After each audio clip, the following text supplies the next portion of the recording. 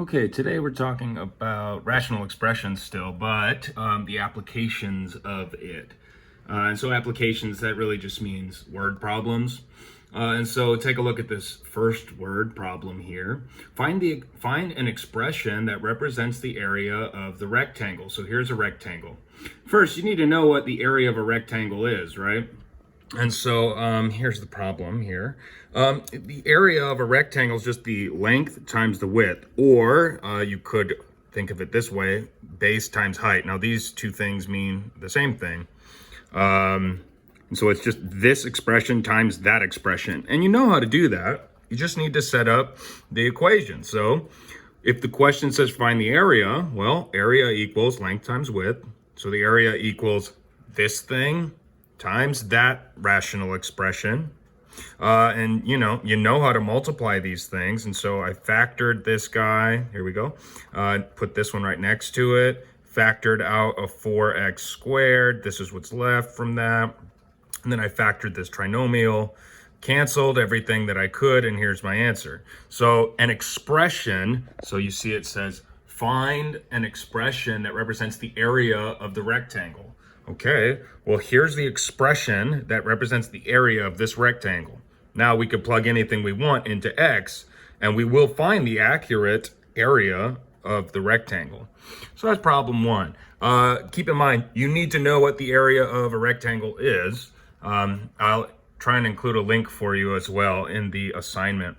How about the next question? Find an expression to represent, wait. Okay, yeah, that's the same type of thing. Let's look at 3. If the area, okay, this time, if the area of a rectangular garden is a squared over b minus b, and the length is a over b plus 1, then find an expression to represent the width of the garden. Now this problem's a little different. I drew a picture here. Here's my rectangular garden, right? And it said find an expression to represent the width. So that's different because it's not an expression to represent the area. But we need to start with this equation for area, and then we need to solve for the width because that would be an expression that represents the width. And so they gave me area, here it is, and they gave me the length, right? And so I started with the expression for the area of a rectangle, okay? Well, it's length times width. Do I know the area? Yes, so I plugged it in. Do I know the length? Yes, so I plugged that in. Now I have to solve for W. And so just imagine these rational expressions as if they are, other one variable. Like you don't have to think about this as a over b plus 1. Just think about it as being one thing. So how do we solve for W? We divide this side, right, by this one thing. So I've divided this side by this one thing, okay? Now I have that W equals this complex fraction. And you know how to simplify complex fractions. And so here, right, I needed to subtract these rational expressions. So I need to find common denominator. And I multiplied top and bottom here by b. So I get a squared minus b squared over b. All over. Now I need to combine this, right? It needs to be fraction divided by fraction. So I found a common denominator here. Turn this 1 into b over b.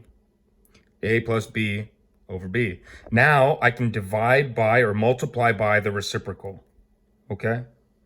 I multiply by the reciprocal, factored, canceled. Here's my answer.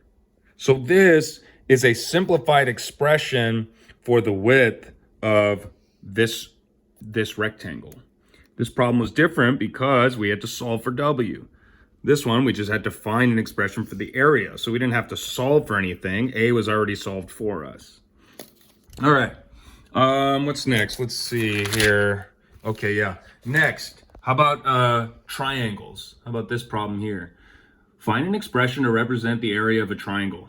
So I've drawn my triangle here, okay?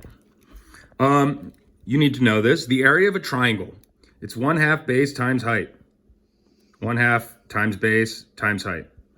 And so it doesn't matter what you call your base and what you call your height. What matters is that the base and the height are perpendicular. So notice here is my right angle, which means that because this is a right angle, this is my height, this is my base. I'll show you another example. So if this is the triangle, well, there's no right angles in this triangle. And so the height is the line that goes from the vertex of one of these angles to an opposite side and is perpendicular. Height implies that this thing here is perpendicular to the base. Okay, so a different example would be that this is now the height and this is the base. Why? Because there's a right angle here. So this is a unique case because it's already a right angle, it's already a right triangle. So this is the height, this is the base. Okay, so I plug those values into my equation. 1/2 times base, here it is, times height, here it is. And then you know how to multiply these things. I suggest that first you multiply the fraction times one of these because you don't want to forget about this 1/2. So the way that multiplication works is if you have like A times B times C, right? You don't distribute this A, you just multiply A times B and then you're done. Or you multiply A times C and then you're done multiplying A times one of these. I guess what I'm getting at is you only multiply 1/2 times one of these pieces, okay? You do not distribute because this is all multiplication. So anyways, how do you multiply? Well, it might look very confusing, but you still multiply fractions the same way. This is 1 times this big nasty expression, 2 times 3x. 2 times 3x is just 6x. And so here, I've simplified by multiplying two of them together. Here it is. And then I need to multiply that product with the third piece. I suggest you get rid of, so to speak, the fraction first. Multiply fraction by the expression first. Anyways, here I factored out an x and I was left with this trinomial. Of course, I have that over 6x times. Here I factored out a 9 and then I got x plus 2. Looks like GCF here, 6x. Okay, factor it out. I get x squared minus 4. Now that's x times this factors into x plus 13 times x minus 2. And then I just wrote these factors down. And now I'm working on the bottom here. I just wrote 6x times 6x. Those are two factors. I just wrote them side by side. And then I factored this, x plus 2, x minus 2. Well, it might be easier to combine these to 36x squared, only because I can cancel out an x. That's one x that I canceled. X minus 2 cancel, x plus 2 canceled. The 9 and the 36 reduce into, well, this becomes 1. 9 goes into 36 4 times. So all of that simplifies into x plus 13 over 4x. That's the area of my triangle. Let's look at perimeter. So I'm going to skip volume. So in your homework, we just won't do the volume problems. Perimeter. Now I'm not going to work out this whole problem. So find an expression to represent the perimeter of the rectangle. So perimeter is, well, here, let me give you a rectangle, right? Perimeter is just adding up all the sides, right? So if this is the length, well, this is also the same measure. It's also the length.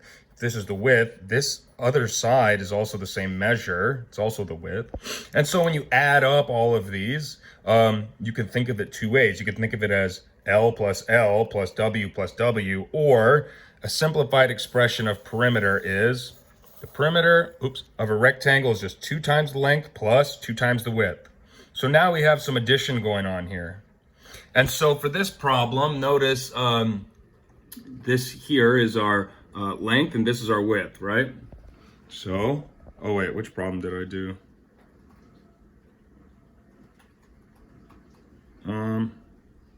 Oh, I did the other problem. So this one. This here's the length, this here's the width, right? Find an expression to represent perimeter of a rectangle. Okay, so I just plugged the value of the length into this formula. 2 times that plus 2 times this width here, 6 over x minus 1. Now, for problems like this, you first have to distribute the 2. You first have to multiply, right? Order of operations says multiply before you add. And so to do that, all you really need to do is, well, 2 times this expression. X squared minus 4x. I mean, there's multiple ways to do it. You could distribute that too, but then you're going to end up factoring again. And so distribute the 2 over the same thing, right? Plus distribute the 2 first. So 2 times 6 over the same thing here, right? But now since it's addition, you need to find common denominator, and you know how to do that. I'll let you do it. Lastly, let's talk area of a trapezoid. So a trapezoid is a 4-sided shape like this, where the top, it's called a base. The top base, base 1, and B2, base 2, the top and bottom are called the bases. These 2 lines here are parallel, and that's what determines a trapezoid. But since they told us it's a trapezoid, we just need to know the formula for the area of a trapezoid. And so here it is.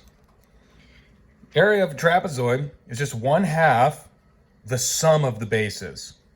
So if this here is B1 and this is B2, it's 1/2. Take these measures, add them up. 1/2 the sum of those times the height. Now height implies perpendicular. So take a look at this problem here. Notice they have this dashed line, and they didn't show us that it's perpendicular, but we need to assume that. This is the height. Height is just the distance from one base to the other. And so 1/2 this expression plus this one times the height. That's the area of a trapezoid. And so I just replaced my values. This was B1, this was B2, this is my height. Now, you have to consider order of operations here. Do not multiply the 1/2 yet. I mean, you could if you want to distribute that, but I don't suggest it. I suggest that you add these first. Remember, you want to work with parentheses, right? PEMDAS, parentheses, exponents, so on and so forth. So yeah, you want to add these first. Then you can multiply 1/2 times the result of this. Then you can multiply what you get from that times this, okay? So anyways, make sure you let me know if you have any questions, and you'll see your homework in the assignment. Thank you. Bye-bye.